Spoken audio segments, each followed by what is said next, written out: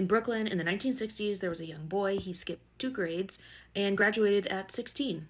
His parents were not rich and he had no fancy connections.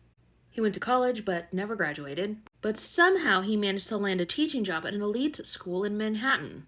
What's funny about New York City back then, and really a lot of places during that time, was that these places weren't just running schools, they were running experiments and programs. Because behind the scenes, powerful foundations were funding research. Research on behavior, intelligence, and influence. And a lot of it under the banner of education. And if you were smart enough or strange enough or useful enough, they found you. You didn't even need to sign up. They tested the whole school.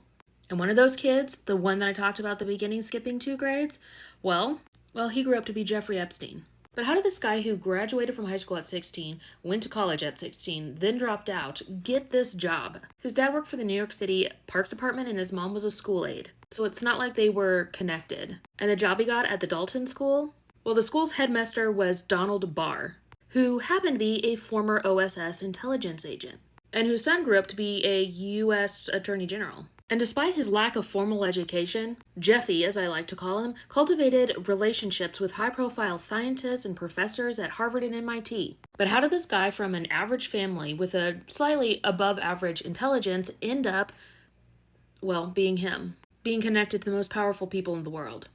This is my own opinion and speculation, but I think he was recruited into a program for gifted students. Now, of course, there is no public documentation linking Jeffy to any of the gifted child studies. And there were a lot of these projects and studies and experiments going on from the 50s through the 70s.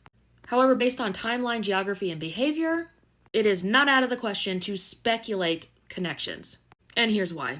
His early aptitude in math and music would make him a perfect candidate for psychological and educational profiling.